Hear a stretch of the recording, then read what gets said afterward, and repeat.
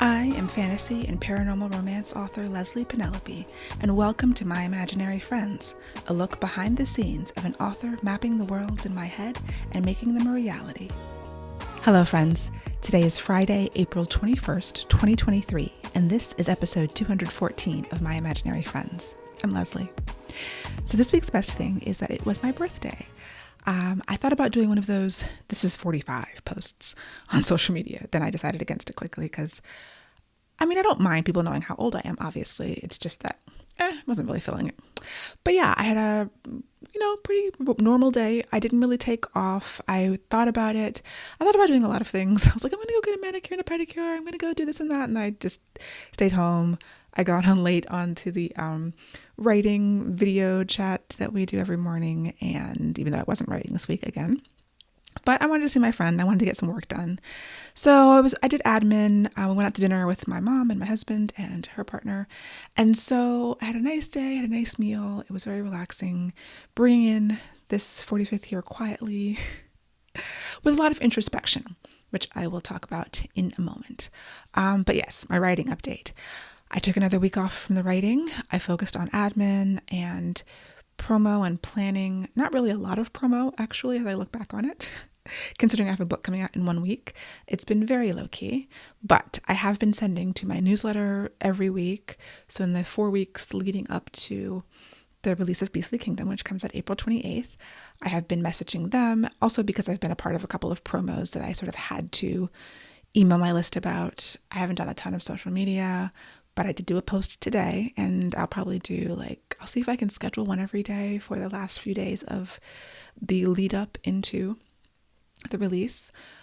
Considering all of that, I have a good number of pre-orders. It releases during ApollyCon, the event, so I've had a bunch of pre-orders from that event, and then things I'm mailing out, and then ebook pre-orders on the different platforms. And yeah, it's about half as much as I had for Savage City, which I did a lot of activity to promote. So, and also it's book 2.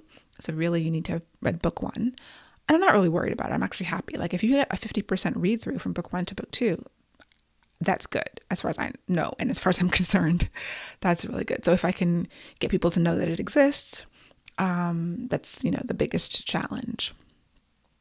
My primary promotional activities are going to be after release, or actually starting in a few days, when I'm discounting Savage City, the ebook, to 99 cents.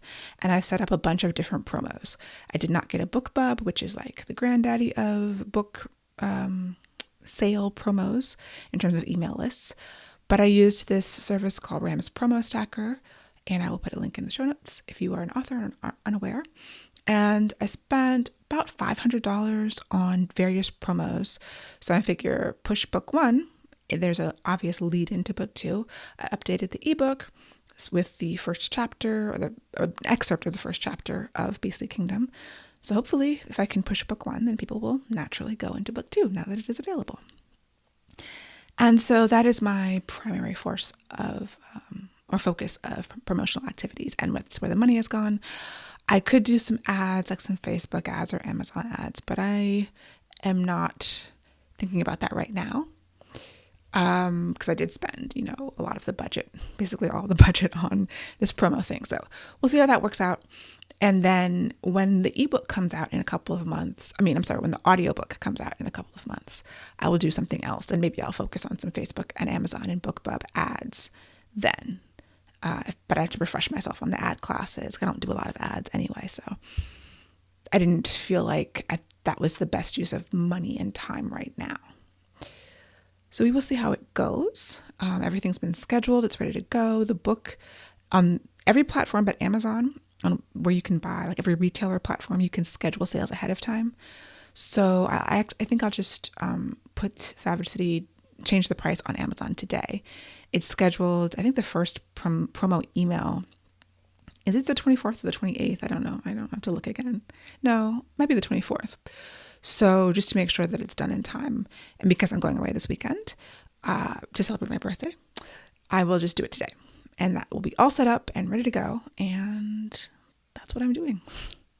So in terms of the admin and sort of the planning that I've been doing, it's just really thinking about, I have the writing, of course, there is the course and the footnotes newsletter, and I really like doing those things.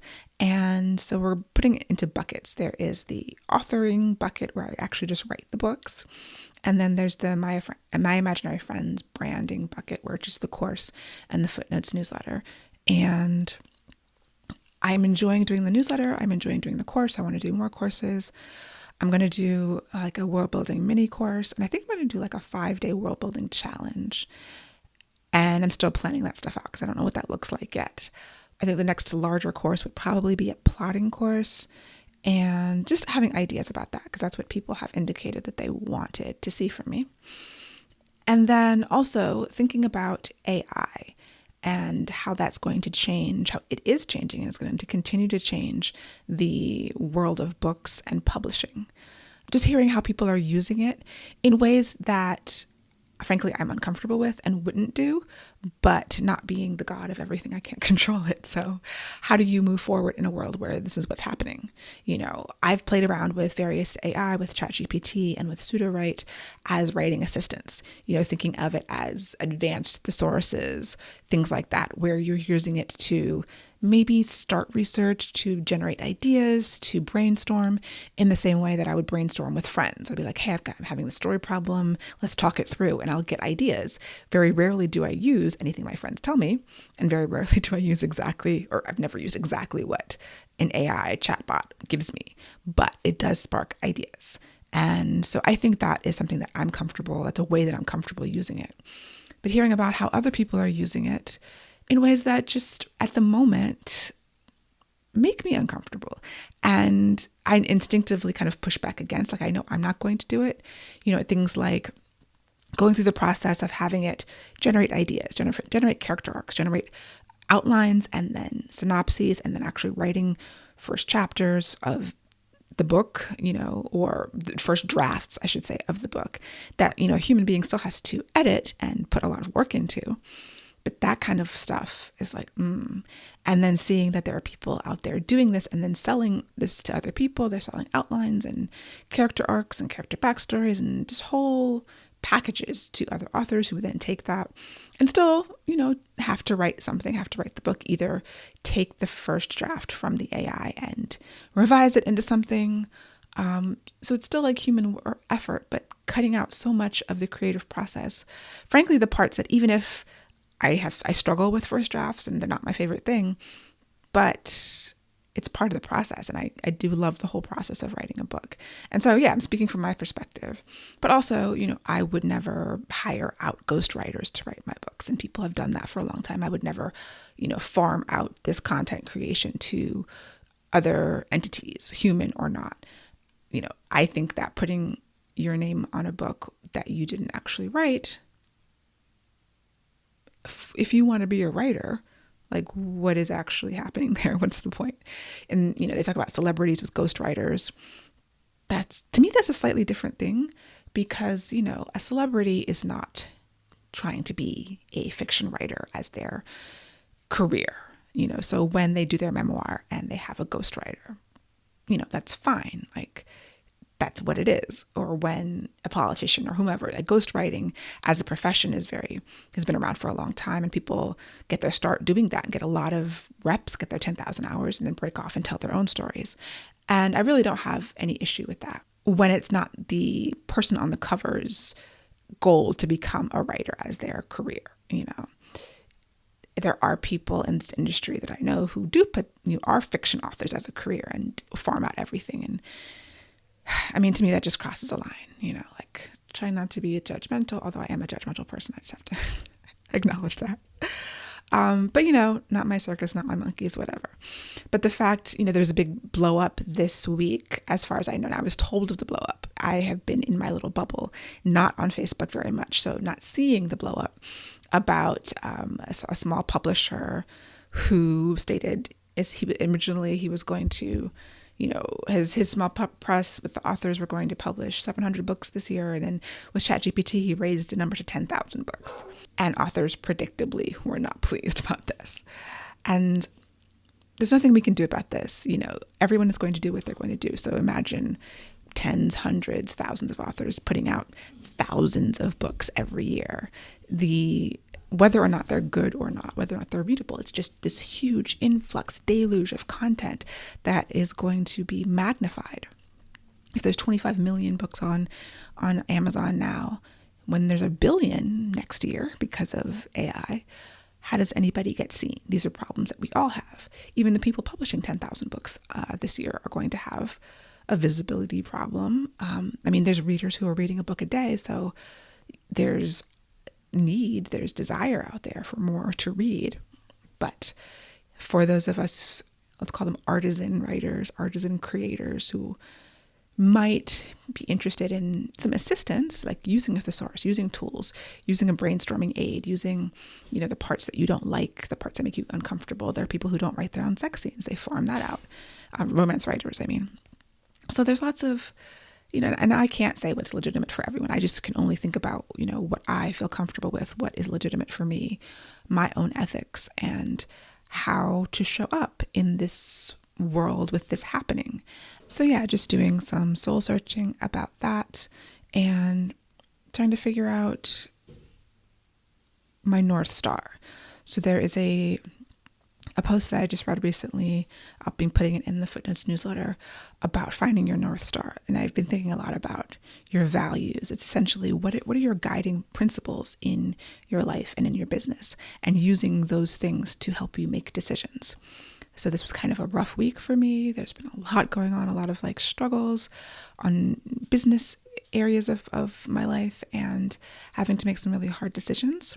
And so that's another reason why I've been thinking about this concept of the North Star and how to use my values to make decisions about my career and what I'm going to spend time on, what I'm going to do, and what I'm going to put into the world, how I'm going to show up, all of that. And sort of during this process, I've been thinking of how to double down at being human, how to do the thing that I do uniquely, that no one else can do, whether it's a human or an AI, that no one else can do but me, and focusing on that and having that be part of that North Star equation. And yeah, that is something that I think we're all going to have to face. There are a lot of industries that are disrupted. There's a lot of jobs that are going to go away, being farmed out to AI, and these people, artists, writers, visual artists, people who are going to be obsoleted by technology, just as people have been for many years, are really going to have to figure out what's next, what to do next, how to do the thing that you love in a world where maybe it's not valued as much, or finding the people who do still value it and finding a way to give it more value to people. There is a lot of noise, and the noise is increasing. So how to cut through that, how to be authentic, how to be meaningful. I was writing about it on Tumblr. Yesterday, I finally watched this video from this musical artist who I've actually been following for a long time. His name is Ren, and he has this video called Hi Ren that has 10 million views on YouTube. And like I said, I followed him for a long time. I actually contributed to his GoFundMe, I think last year, because he's had a lot of health problems, and he was trying to get this, I guess, experimental treatment. He had to travel he lives in the UK, to the United States for that. And so this song comes from this. He's had struggles for many years with physical and mental illness, and it's 9 minutes long, but I really implore everyone to watch it if you haven't already. It's got 10 million views, so you might have already seen it, and I know it's all over TikTok. And so I watched it, and then I immediately went and watched this reaction video compilation, and I felt like I was watching it with other people because of watching it with the reaction video. And then I watched it like 3 more times in different reaction videos.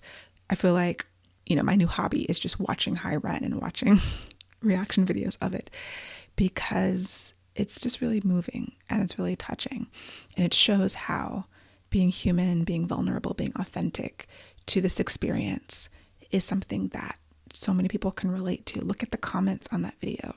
People of all ages, from all walks of life, are saying, this is a human experience that I recognize. This is my experience. This is my family or friends' experience. And it's so relatable. And that just really underscored the things I've been thinking about. He's doing it with music, thinking about it with writing, whatever your art form is, whatever your way to be human is, how to just double down on that, which is something that Joanna Penn talked about, doubling down on being human. I'm sure other people have said it too. And yeah, we all have to figure out the way forward in this ever-changing world, right? So these are just my thoughts of how I'm thinking about doing that and how I'm thinking about what that means for what I write, how I write it, how I publish it, how I market and promote it, all of those things. Now, speaking of AI, because I was learning more about it and hearing people's experiences with it, I decided to bite the bullet and ask a ChatGPT about me. I posted this on Instagram. I will link to it. I didn't have any expectations going into this question. I wasn't even sure it would know me, but it did. It listed, I wrote, "Are you familiar with author Elle Penelope?" who also writes as Leslie Penelope. And it said, "Yes, I'm familiar. She's an American author, writes fantasy and romance novels." It listed my books, including one book called The Red Labyrinth, which I did not write. I'm not familiar with that book. I need to go look that up. But hey, I might write one. Maybe it's talking to me from the future, and this will be the impetus I need to write The Red Labyrinth. Then I asked it, "What style does Elle Penelope write in?" And it responded, "Elle Penelope's writing style can be described as a blend of fantasy, romance, and adventure. Her books often feature strong and complex characters, vivid world building, and richly imagined mythologies. She's known for creating immersive and compelling stories that explore themes of love, identity, and belonging, while also incorporating elements of magic, politics, and action. Her writing style is also characterized by a lyrical and poetic quality, with descriptions that are both vivid and atmospheric. Elle Penelope's writing style is unique, and she has developed a dedicated following of fans who appreciate her originality and storytelling skills." At that point, I was tearing up. And then I asked another question, and I won't read that one, but I've been struggling with, what do I do well? Not just in writing, but just in life. And it's hard sometimes to think about that. There's things I think I do well, but maybe I am deluding myself. I'm always kind of battling that voice in your head that sort of questions your validity and your strengths. And then there's things I know I do well when I am at my best. And sometimes when I'm not at my best, I question all of that. So does the validation from ChatGPT help? Honestly, yes. Because I know that it is pulling it from things out there, probably things I've said in interviews and things that other people have said about me, and distilling it in a way that is actually helpful for me to see. So yeah, I'm not anti-AI. This was actually really helpful for me to think about, how do I promote myself? What do I do well? What am I known for? If you ask me, I'm not going to be able to answer. So that's why I asked ChatGPT. In other cool career things that happened this week, I got a DM from a 16-year-old who is doing a paper on me for his American literature class. I immediately texted my family and close friends, head explode emoji. That should have been on my bucket list, and now it is. Now I can cross it out. So in other news, next week I start the cohort for the Imaginary World Building course. This week, as you listen to it, tomorrow actually, starts on Tuesday, and I'm really excited about that. I'm a little nervous too, because it's the first time I'm doing something like this, but I think it'll be fun, and I think it'll be elucidating, and I think interacting with people one-on-one or in a small group like this will hopefully help me be able to teach better and understand what people really need and are looking for. I'm also thinking of doing a survey. I've been supposed to be doing a survey in various podcast survey and newsletter surveys for probably 2 years. It was on my to-do list literally a year ago or more, and I never got around to it. But I'm going to put it back on the list. So I want to do, I've done one podcast survey a couple years ago. I'll do another one for my Elle Penelope list, and then for the Footnotes newsletter, just to see where things stand. Maybe not all at the same time, maybe all at the same time. I don't know. Who knows? This is part of the planning process. I have so many ideas in my head, and they're very jumbled. And I've been trying to clear the deck, just do a brain dump of all the ideas so that I can start organizing things and making plans. I went through the HB90, Sarah Cannon's Heart Breathing's quarterly planning system. So she has her course that I recommend regularly. She does it every quarter. I've gotten away from actually doing the planning, but this week I sat down and I did part of the planner, did the goal setting and sort of just reviewing, resetting, re-looking at, is that a word? The goals that I have and how I want to think about what success means to me, and has that definition changed? I could pull it up. I don't remember what I wrote, but it has shifted and changed. And so, yeah, as I'm thinking about all these things, and I don't know if I feel like I'm in flux, I just feel like this is a good time to review, turned in this book, have a little time on my hands, diving into another project soon, review, make sure that I feel like I'm on the right track, assess what I want. Sometimes I don't stop and think about what I actually want. And this week I definitely did that. And I realized there are some things that I have to cut out and that aren't really what I want. I'm just doing them because of the inertia, because I'm pushing forward. I can be stubborn about certain things, and sometimes you're just on this path with blinders on and you don't stop and take a look at where you are, where you've gotten. And I'm on a path, but is it the path I want to be on? And is it the direction I really want to be headed in? And that can take a lot of self-reflection. So that is the buzzword of the day. But yeah, it was a good week. It was a hard week. It was a painful week. I had to confront some things, do scary things, do hard things. And that's sometimes what it's like. So I hope that you have a wonderful week coming up. And my goals for this week will be get back to the writing, and still continuing this process, which is not nearly done or close to done, of evaluating, planning, figuring things out. Part of my personality and things I learned from the Strength Finders and like the Becca Syme work is that my personality is a certainty seeker. I think that's part of what intellection and deliberative, these are the strengths that I have in my top 10 strengths. And so I have to think about things for a long time until it comes to some sort of point where I feel that certainty. And I don't know what that requires until I get there. But then when I know. It just takes a long time. So I'm in it right now, like in that process of thinking and rethinking and reading articles and listening to podcasts and videos and just things about a lot of different things, like kind of spreading a wide net. I've subscribed to like 20 newsletters in the past week.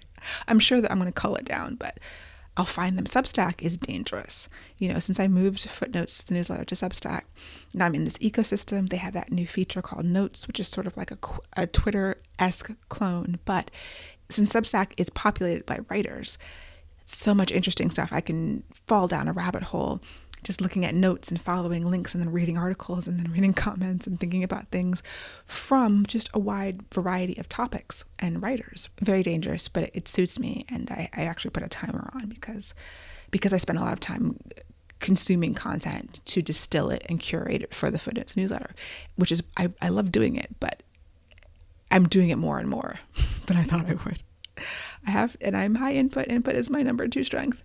So I do have to put some boundaries on it and make sure I'm corralling it and not just, because I will get input fatigue. I will sit down and 2 hours later, first of all, so I set the timer for 30 minutes and then I blow right past it. And so 2 hours later, I'm finally had input fatigue and I'm like, I've read too much. I must go watch silly television now to like rest my brain. I had a point that I've probably forgotten. So anyway, my goal for the coming week, get back to the writing and,